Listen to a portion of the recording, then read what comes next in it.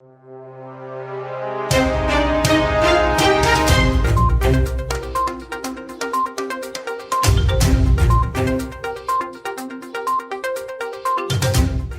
to War India News Hour. FireSafe is a cybersecurity pandemic, unseen, all-pervasive and fatal.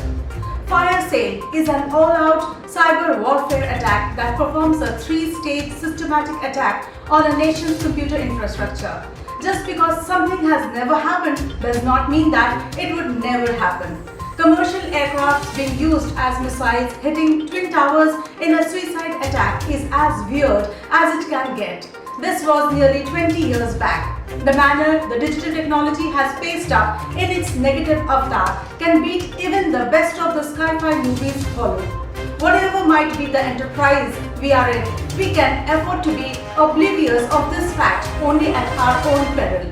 10 power assets, Mumbai, Tamil Nadu ports came under Red Eco cyber attack should be taken as a timely warning for things which can go awry.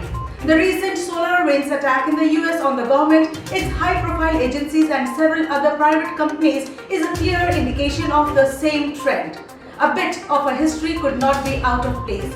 All the critical infrastructure cyber attack game started with the Stuxnet attack 2010 on the Iranian nuclear facility at Natanz in a very concerted manner. This can certainly be termed as the 9/11 of cybersecurity. Stuxnet targeted at the supervision, control and data acquisition, that is SCADA systems, and is believed to be responsible for causing substantial damage to the nuclear program of Iran. The world experienced a military-grade cyber weapon for the first time, a 50,000 line complex code delivered through a pen drive in a buffered air-gapped system with a payload of 20 zero-day exploits was the tech bundling. Let's look into today's headlines in War India. More than 20,000 US organizations compromised through Microsoft flaw. More than 20,000 US organizations have been compromised through a backdoor installed via recently patched flaws in Microsoft Corp's email software, as per the US government's response said. The hacking has already reached more places than all of the tainted code downloaded from SolarWinds Corp, the company at the heart of another massive hacking spree uncovered in December. McAfee founder John McAfee caught for cryptocurrency fraud. John McAfee, founder of McAfee, a leader in cybersecurity, and his executive advisor, Jimmy Gale Watson Jr., has been charged by the US federal prosecutors for cryptocurrency fraud and money laundering. In total, McAfee, Watson, and other members of the McAfee team were able to collect over $13 million from two cryptocurrency pump and dump schemes. Sources said they have been using the Twitter account for doing cryptocurrency fraud. McAfee is currently detained in Spain. SIT data breach impacts millions of travelers globally. Passengers' data from multiple airlines across the world has been compromised after hackers breached servers belonging to SITA, an information technology company. However, the spokesperson of SITA has declined to say how many airlines have been impacted by the breach, confirming only that the data includes some personal data of airline customers, including frequent flyer account data. American, United, Lufthansa, Singapore and Finnair are among several airlines whose frequent flyer information might have been compromised in the attack. Bhavish Aggarwal to disrupt EV market by going ahead with mass producing. Bhavish Aggarwal, founder and CEO of Ola, is aiming to make the Ola Future Factory in Tamil Nadu the largest electric two-wheeler plant in the world, and he said Tesla's entry into India will be a massive positive for the EV ecosystem. Bhavish Aggarwal spends quite a good amount of time at a site, rings in the weekend at a 500-acre site in Krishnagiri, Tamil Nadu, amidst rocky surfaces and sounds of the ground being dug up by JCB trucks, by supervising the construction work and conducting reviews to ensure his ambitions to come true. Junk your old car and get a 5% rebate from automakers on new bike, says Gadkari. There is a good news for consumers who are going to junk their old vehicles and buy a new one under the vehicle scrapping policy, as automakers will give about a 5% rebate on the new purchase, Union Minister Nitin Gadkari has said. The voluntary vehicle scrapping policy announced in the Union Budget for 2021-22 provides for fitness tests after 20 years for personal vehicles, while commercial vehicles would require it after the completion of 15 years. Automobile manufacturers will provide about 5% rebate on new car purchases to the consumers in lieu of scrapping the old, Road Transport, Highways and MSMEs Minister Gadkari told PTI. Cairn wants Indian government to pay $1.4 billion. Cairn Energy PLC, the British air firm, said its shareholders, including top financial institutions of the world, expect the use of the company's strong powers of enforcement to recover $1.4 billion from the Indian government as per the order from the International Arbitration Tribunal on retrospective taxes. WhatsApp to come up with solutions that do not affect its end-to-end encryption.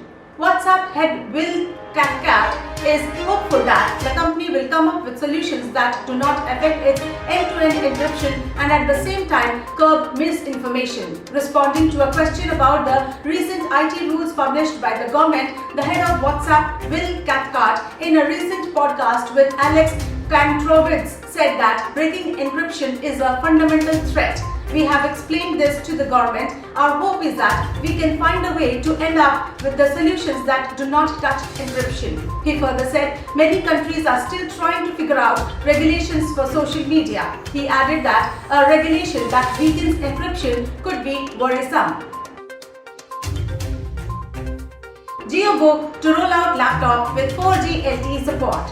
Jio could soon roll out a low-cost laptop, JioBook, that would provide 4G LTE support. The device is under development and is likely to continue through the first half of 2021. The work on JioBook reportedly started in September last year and is speculated to go on till mid-May this year.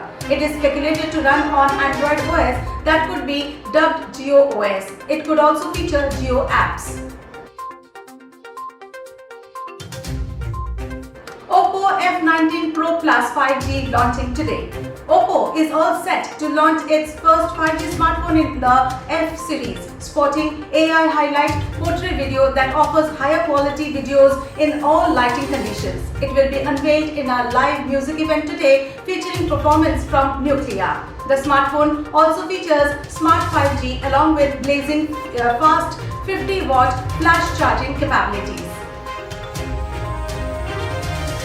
Online learning platform Coursera files for US IPO. Mountain View, California-based Coursera, into online education provider, was founded in 2012. On Friday, it filed for a public listing with US regulators. Coursera offers courses such as machine learning, cloud computing and language learning, with its platform used by more than 3,700 colleges and universities.